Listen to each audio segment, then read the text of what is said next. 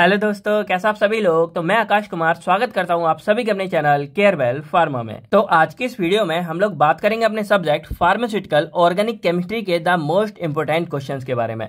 तो इससे पहले हमने जो अपने इंजीनियरिंग के क्वेश्चंस कवर किए थे, तो आपका एग्जाम कैसा हुआ ये आपको अब कमेंट सेक्शन में बताना है, थोड़ी बहुत हेल्प हुई या नहीं हुई। ठीक है, तो अब हम बात करें इस वाले सब्जेक्ट के, तो इसके भी हम जो है क्वेश्चन को यूनिट वाइज कवर करने वाले हैं। और ये जितने भी क्वेश्चन है हमारे पीसीआई के अकॉर्डिंग है, यानी कि अगर आपका कॉलेज पीसीआई को फॉलो करता है तो ये क्वेश्चंस आपके लिए वैलिड रहने वाले हैं। बाकी ये हमारे थर्ड सेमेस्टर का है और इसका जो सब्जेक्ट कोड है वो हमारा रहेगा BP301T। तो देखो, क्वेश्चंस को हम यहाँ कवर करें उससे पहले थोड़ी सी ज्ञान की बातें समझ लेते हैं। तो जैसे आप लोग को जो है इसकी पीडीएफ चाहिए होती है, सबसे मेन मुद्दा आपको ये है कि आपको नोट्स चाहिए। तो जो हमारा ये सब्जेक्ट है इसका हमारा कंप्लीट सिलेबस हो चुका है, यानी कि आपको वीडियो लेक्चर जो है इसी वाले चैनल पे आपको प्लेलिस्ट मिल जाएंगी सभी की, आप देख सकते हो, या आप चाहो तो सर्च करके भी चेकआउट कर सकते हो। POC first by Carewell pharma, आपको प्लेलिस्ट मिल जाएगी। और बात करें इसके हम अगर पीडीएफ नोट्स के बारे में, तो आपको हमारी वेबसाइट केयरवेल फार्मा पे जाना है, गूगल पे डालो केयरवेल फार्मा, ओपन करो और वहां पे बी फार्मा नोट्स में आप जाओगे। थर्ड सेमेस्टर में आपको सारे सब्जेक्ट मिल जाएंगे, वहां जाओ, वहां पे ओपन करो, जो भी सब्जेक्ट चाहिए सभी के नोट्स आप फ्री में डाउनलोड कर सकते हो। कोई पैसा कुछ नहीं देना और कहीं पर भी कहीं कुछ बिकता है तो आपको नहीं देना, सिर्फ आप जाओ और फ्री में सारे नोट्स ले सकते हो। बाकी कोई भी डाउट से कुछ नहीं मिलता है तो आप कमेंट करके इस वीडियो पे बोलो, हम आपकी हेल्प करेंगे।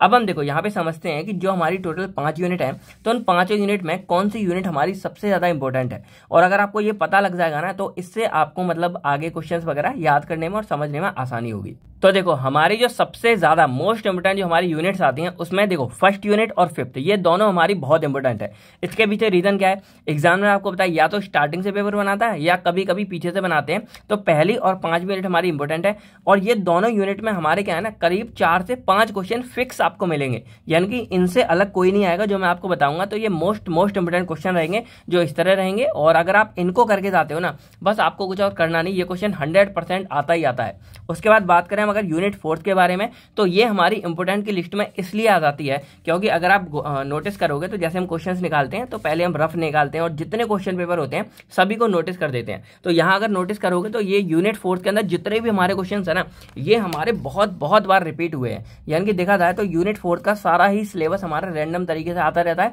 और काफी बार आता है, लेंथी यूनिट है, तो इसको तो आपको बिल्कुल भी मिस नहीं करना है। बाकी जो हमारी यूनिट 2 है इसमें से भी हमारे काफी ज्यादा क्वेश्चन बन जाते हैं, और यूनिट 3 में हमारे 1-2 रैंडम क्वेश्चन आते हैं और ये सारे के सारे पीछे ही करूंगा। बाकी यहाँ पर कुछ वीडियोस में आपको सजेस्ट करूंगा, वो आप जरूर देख के जाना, जैसे how to pass in B pharmacy, ये आपको हेल्प करेगी थोड़ा बहुत पास होने में, एंड टाइम पे कैसे स्टडी करें। उसके बाद पेपर प्रेजेंटेशन टिप, अब जैसे कुछ लोग पूछते हैं सर इतने पेज भरने हैं, कितने पेज भरने हैं, 10 वाले में कितने पेज भरने हैं, 5 वाले में कितने पेज भरने हैं, तो ये सारे के सारे आंसर्स आपको इस वीडियो में मिल जाएंगे। तो इस वीडियो को जरूर जाके देख लेना। और लास्ट में हमारी एक होती है निचोड़ वीडियो, जिसमें हम बात करते हैं 2 मार्क्स के मोस्ट इंपोर्टेंट क्वेश्चंस के बारे में, तो उनके बारे में भी हम बात करेंगे। तो वो वीडियो भी आपको जो है जरूर चेकआउट करनी है एग्जाम देने से पहले।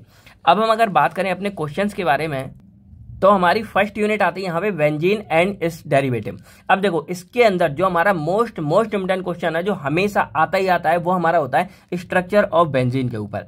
अब इसमें क्वेश्चन बनता कैसे है, पहला हमारा या तो ऐसे आएगा, right analytical synthetic and other evidences in the derivation of structure of benzene, यानी कि बेंजीन के स्ट्रक्चर में ये सारी बातें आपको लिखनी पड़ेंगी। और इसी क्वेश्चन के अकॉर्डिंग, क्योंकि भाई आपको चाहिए था, तो मैंने इसी क्वेश्चन के अकॉर्डिंग एक वीडियो भी बनाई है जो सिर्फ हमारे इस वाले क्वेश्चन को सॉल्व करती है, और ये हमारा 10 मार्क्स में बहुत बार आता है। तो इस क्वेश्चन को आप बिल्कुल भी मिस मत करना। और इसी का अल्टरनेट हमारा कई बार आता है, right a note on structure of benzene. तो इसमें सिंपल आपको जो इसका 3 स्ट्रक्चर होते हैं, कैलकुले वाले और आगे के, तो वही आपको बना के आने पड़ेंगे।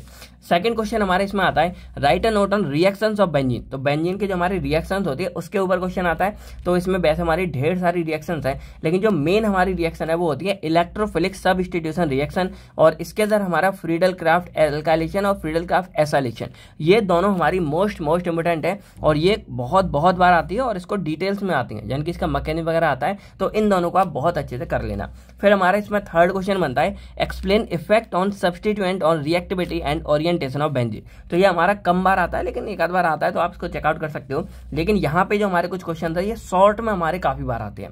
जैसे हमारा आता है structure and use of DDT and saccharine. तो सैक्रिन और DDT का आपको स्ट्रक्चर अच्छे से चेकआउट करना है और बना जाके आना है, और ये हमारा फिर BSC और क्लोरामीन के ऊपर भी कई बार आ जाता है। इसके अलावा जो हमारा हकल्स रूल है, तो वैसे तो ये हमारा इसी बेंजीन के अंदर ही कवर हो जाता है, लेकिन फिर भी हकल्स रूल को कई बार अलग से भी हमारा 2 नंबर या 5 नंबर में आ जाता है, तो इसको भी आप जो है अच्छे से चेकआउट कर लेना, और सारा हमारा सिलेबस ऑलरेडी डन ही है, ठीक है। बाकी अब हम बात करें अगर अपने यूनिट 2 के बारे में, तो इसमें बेसिकली हमारे 3 चैप्टर हैं, phenol, aromatic amines and aromatic acid, और इसी चक्कर में इसमें से हमारे क्वेश्चंस भी थोड़े से ज़्यादा बन जाते हैं, जो हमारे ऑप्शन वाले क्वेश्चन है वो भी यहाँ से देखने को मिल जाते हैं। फिनॉल में हमारा सबसे पहला क्वेश्चन आता है, explain the method of preparation synthesis, या मेथड ऑफ प्रिपरेशन को ही हम सिंथेसिस बोलते हैं, तो explain the synthesis and chemical reactions of phenol.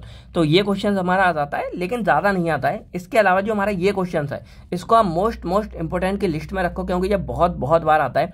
Y phenols are acidic in nature and explain the effect of substituent on acidity of phenol, यानी कि acidity of phenol के ऊपर पूरा क्वेश्चन आ जाता है। कई बार सिंपल इतना दे देंगे, right and note on acidity of phenol, तो ये पूरा ही फंडा, यानी कि इफेक्ट ऑफ सब्स्टिट्यूट और ये एसिडिक क्यों होता है, ये सारी बातें ही आपको लिख के आने पड़ेंगी, तो इसीलिए इस पर ध्यान देना अच्छे से, और इसको भी मिस मत करना, ये भी हमारा कई बार बन के आ जाता है। फिर इसमें हमारे कुछ शॉर्ट में 2 नंबर में जैसे आ जाते हैं, क्रिस्टॉल हो गया या नेप्थॉल हो गया या फिनॉल हो गया, तो इसके स्ट्रक्चर या यूजेस के बारे में, या हमारा क्वालिटेटिव टेस्ट होते हैं ना, तो इसको आप थोड़ा सा नजर डाल लेना कौन कौन से होते हैं, इसके ऊपर भी कई बार क्वेश्चन बन जाते हैं। अब हम बात करें एरोमेटिक अमीन्स के ऊपर, तो यहाँ पर जैसे हमारा इधर एसिडिटी ऑफ फिनॉल इंपोर्टेंट था, उसी तरह यहाँ पे बेसिसिटी ऑफ अमीन स्ट्रॉ बहुत ज़्यादा इंपॉर्टेंट हमारा हो जाता है, ठीक है। तो इसके अंदर आता है डिस्कस बेसिसिटी ऑफ अमीन और explain effect of substitute on basicity of amine, यानी कि अमीन की जो बेसिसिटी है उस पर क्या क्या इफेक्ट पड़ते हैं, ये सारी बातें आती है, ठीक है। इसके अलावा हमारा कई बार यहाँ पे एराइल डाइजोनियम साल्ट्स के ऊपर भी क्वेश्चन आ जाता है, तो इसके सिंथेटिक यूज हमारे क्या होते हैं,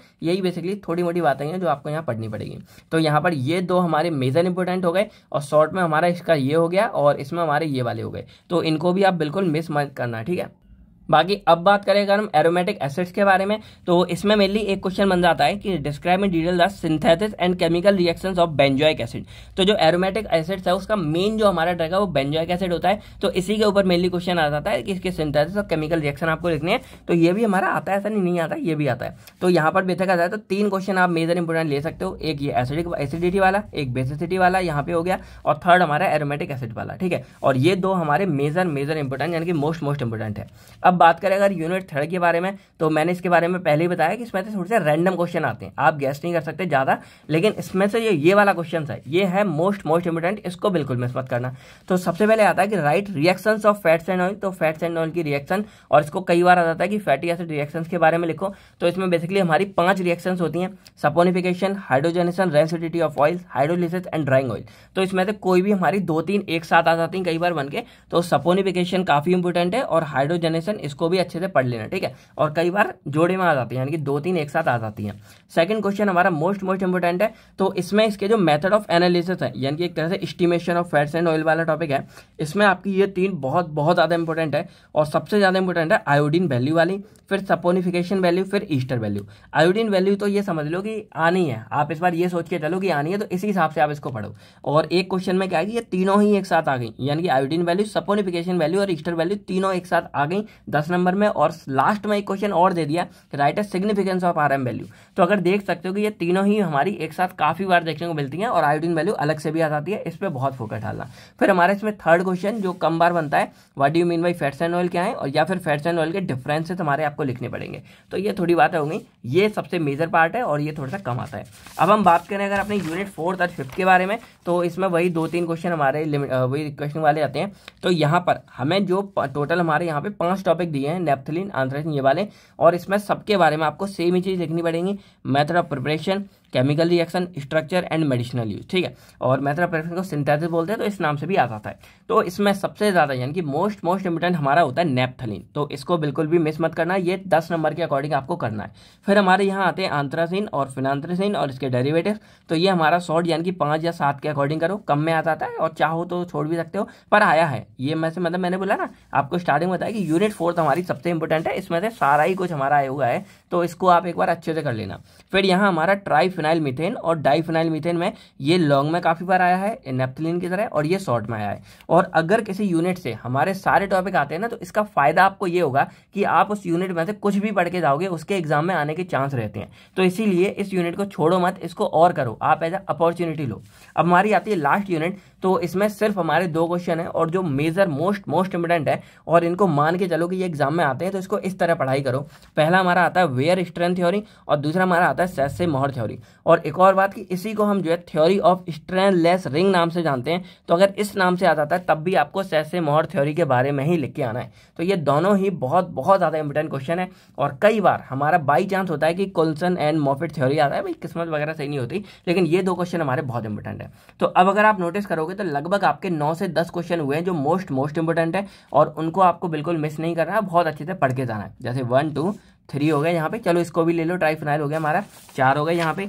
फिर यहाँ देखा था हमारा ये हो गया, ये तीनों एक साथ आते हैं तो इसको एक में ही लोगे, 5 हो गए यहाँ पे। फिर हमारे यहाँ पे 6 7 हो गया और इधर अगर देखोगे 8 9 और अगर इसको भी ले लोगे तो आपके ये 10 क्वेश्चन हो गए। तो ये शॉर्ट में आता है। तो लगभग 9 से 10 क्वेश्चन आपके ऐसे हैं जो बहुत बहुत इंपॉर्टेंट है और इनको बिल्कुल भी मिस मत करना। तो ये थे हमारे सारे के सारे क्वेश्चन ऑर्गेनिक केमिस्ट्री के। तो आई होप आपको वीडियो अच्छे से समझ आ गई होगी। तो अब हम बात करेंगे अपने 2 मार्क्स के क्वेश्चन के नेक्स्ट वीडियो में। अगर आपको वो चाहिए तो कमेंट करके बताओ। बाकी इसकी डेफिनेशन अगर आपको आती हो ऑर्गेनिक केमिस्ट्री की, इतना तो आता ही होगा, तो इसकी डेफिनेशन आपको कमेंट सेक्शन में लिख के बतानी है। बाकी मैं मिलता हूँ आपसे बहुत नेक्स्ट वीडियो में। तब तक thank you, take care and all the best for your exam.